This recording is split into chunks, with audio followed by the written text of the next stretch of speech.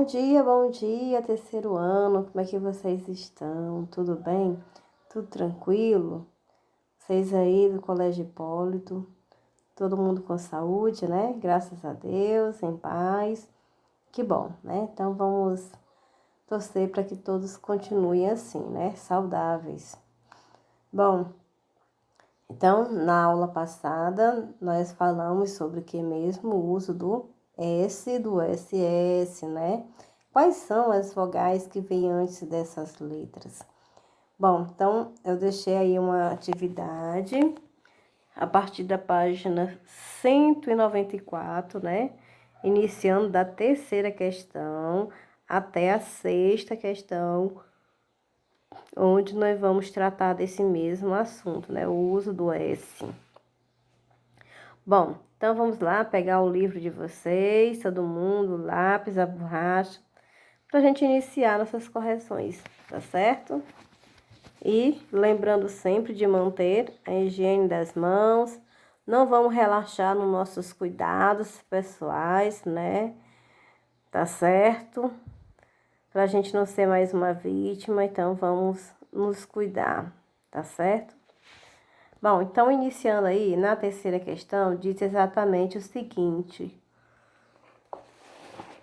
Acompanhe aí a leitura. Leia estas palavras em voz alta e compare o som da letra S. Olha só, então vamos lá, olha. Tesoura, pássaro, raposa, pêssego. Notaram? Bom, então aí na letra A ele pede o seguinte. Grife nas palavras que você leu as letras que vêm imediatamente antes e imediatamente depois da letra S e de SS. Pronto. Então, aí o livro já circulou as letras que vêm antes e depois, tá bom? Em tesoura, qual é a letra circular? O E, que vem antes, e o O, que vem depois. Pássaro, a letra A, que vem antes, e a letra A, que vem depois. Raposa, o O e o A. Pêssego, o E que vem antes e o E que vem depois. Tá certo? Letra B. Na letra B, tem assim. As letras que você sublinhou, né, no caso circulou, são vogais ou consoantes? Elas são o que mesmo? São vogais, né? Essa ninguém vai errar. Certo? Todo mundo colocou? São as vogais que lembra? A, E, I, O, U, né? Que são as vogais. Bom, então aí temos a letra C. Nessas palavras, S e SS têm o mesmo som? Claro que não, né? Não. Olha só, quando a gente lê tesoura, o S ele tem o som de quê? Então, o S sozinho possui o som de Z. Já o 2S possui o som de S, né? Do S mesmo, tá certo? Bom, a letra D. Na letra D tem assim. De acordo com as palavras que você analisou, a letra S, quando está entre duas vogais, tem som de Z. E SS, quando estão entre duas vogais, tem um som de S. Tá certo? Ok? Bom, então agora vamos lá para a próxima página. Página 195, para a quarta questãozinha. Vamos lá? Bom, diz o seguinte. Agora, complete as palavras com S ou com SS. Então, vamos ler aí, né? Acompanhe aí a leitura e corrijam quem não conseguiu fazer corretamente, tá certo? Bom, então, acompanhando.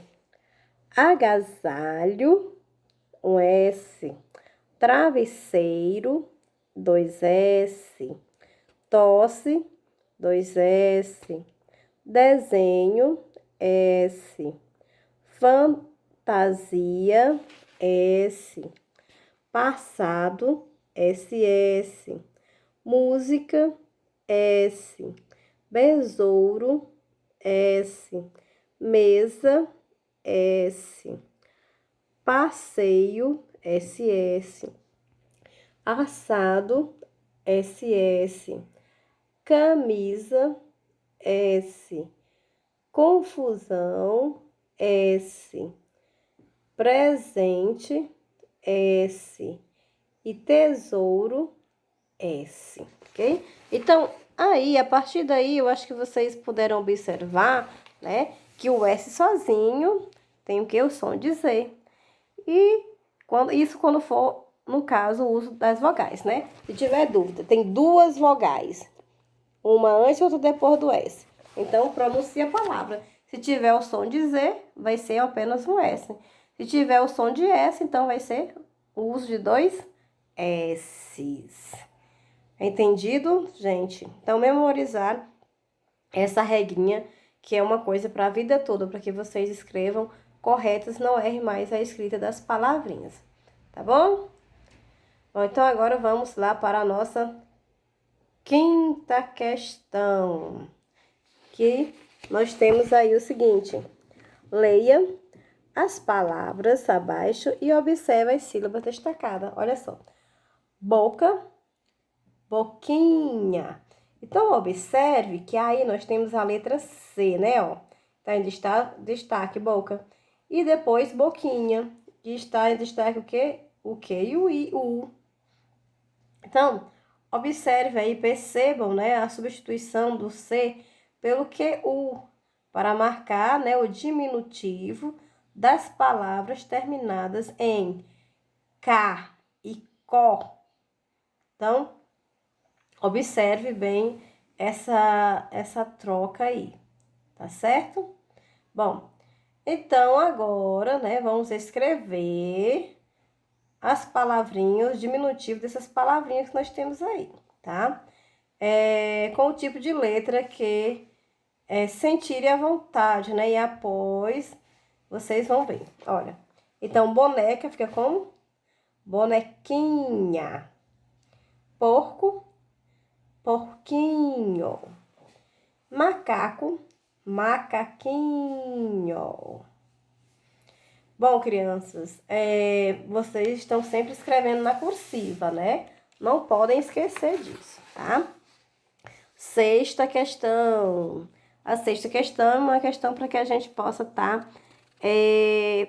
prestar bastante atenção, tá? Então, diz o seguinte: no capítulo 6, você ficou conhecendo os verbos. Quando estudou receitas, né? A seguir, vamos comparar alguns verbos que aparecem em uma das receitas que você leu e como alguns deles aparecem em instruções para uma brincadeira. Leia os trechos dos textos e observe os verbos destacados. Bom, trecho da receita pamonha, tem assim: descasque e rale as espigas de milho, raspando os sabugos com uma colher. Acrescente o leite e banha quente em quantidade suficiente para uma massa consistente e tempere com açúcar ou com sal. Bom, então aí nós temos 4 verbos, né? Ó, destaque, rale, acrescente e tempere. Bom, então nós podemos perceber, destaque é o que? Do verbo destacar. Rale, do verbo ralar. Acrescente, acrescentar. Tempere, temperar. Uma outra. Trecho da brincadeira nigeriana Pegue a Cauda. Olha aí. Os jogadores se dividem em equipes. Cada equipe forma uma fila, segurando pelo ombro ou cintura. O último jogador coloca um lenço no bolso ou no cinto. A primeira pessoa que né? No caso, a primeira pessoa na linha comanda a equipe na perseguição e tenta pegar uma cauda de outra equipe. Então, aí nós temos os verbos, né? No caso, o verbo dividir, né? Dividem, dividir, forma, formar, coloca, colocar, comanda, comandar, tá? Então, aí nós temos na letra A. Ele faz o seguinte questionamento. Converse com os colegas e o professor. Em qual dos trechos os verbos destacados aparecem dar uma ordem? É no trecho 1 ou é no trecho da receita ou é no trecho da brincadeira? Quem é que dá uma ordem aí? Ah, muito bem, o da receita, descasque, né? Rale, tá dando uma ordem, né? Já da brincadeira não, tá dizendo como se faz, né? Dividem, tá? Bom, na letra B. Em qual dos trechos os verbos destacados aparecem descrever as ações e o que é feito?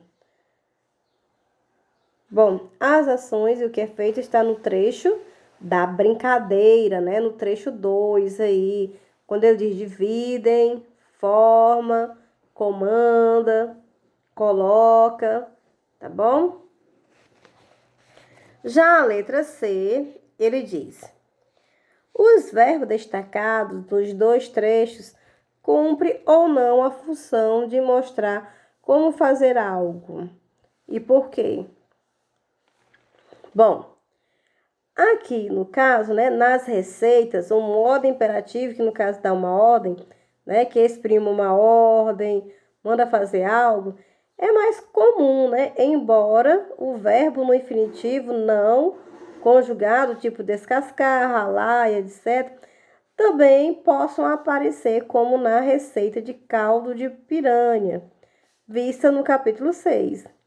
Bom, retirar as escamas do peixe e cortá-los em pedaços grandes, temperar com sal, pimenta e limão, deixar por 2 horas.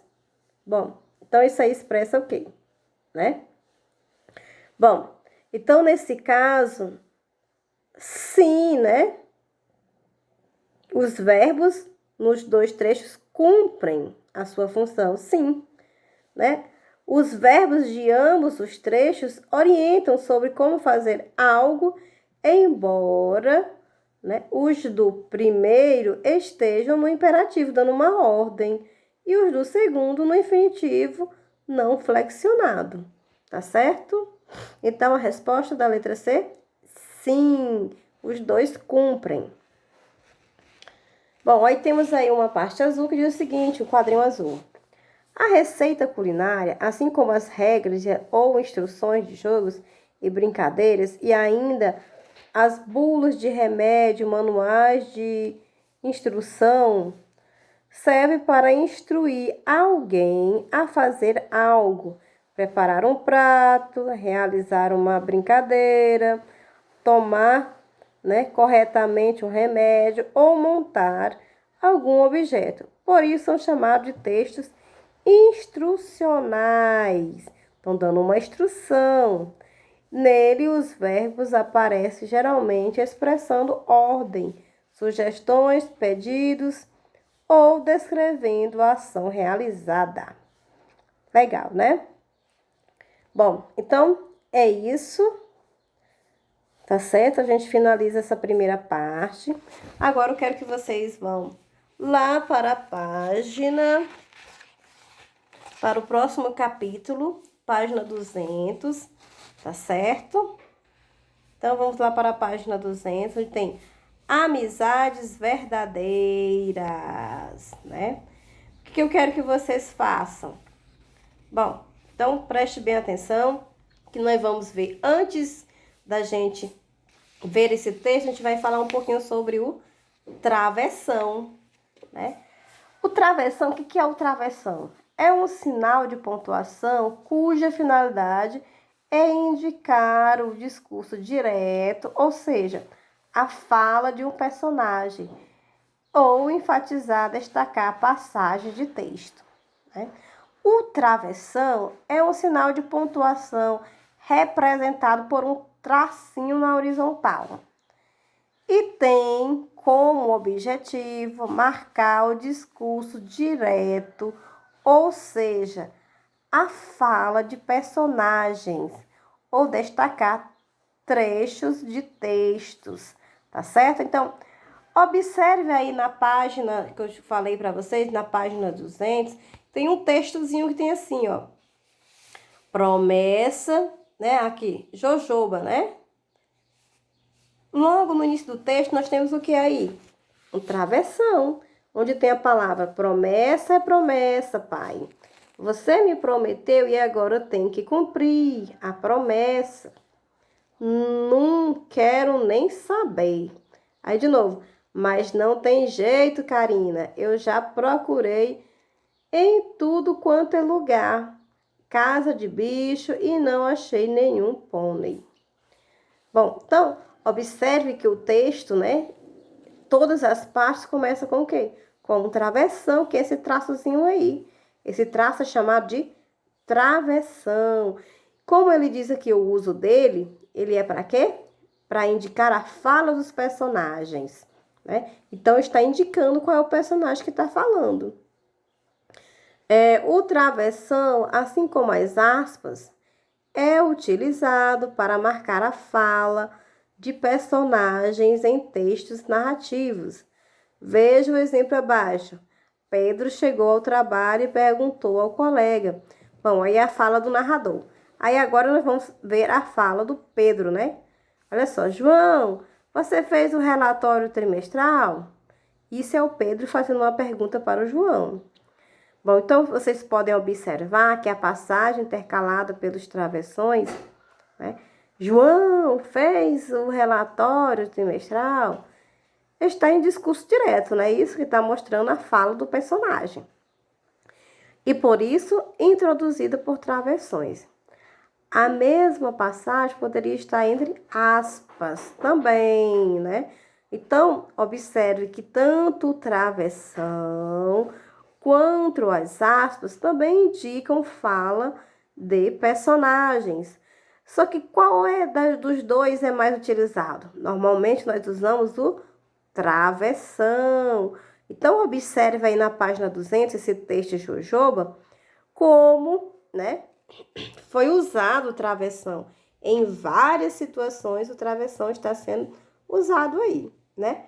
Bastante para indicar a fala de cada um desses personagens que aparecem, tá? Então, leiam, pratiquem a leitura desse texto, Jojoba, que está na página 200. É um textozinho realmente bem grande, uma pequena história, que termina na página 203, tá? Que eu quero que vocês respondam, leiam esse texto, Jojoba, e respondam a atividadezinha sobre o uso do travessão na página 205, tá? Então, responda essa atividadezinha que fala sobre o uso do travessão para que vocês possam estar treinando, né? Um treino sobre o uso dessa pontuação, tá bom? Então, nós vamos finalizar a nossa aula. Fique com Deus, que Deus abençoe a cada um. Tchau, tchau.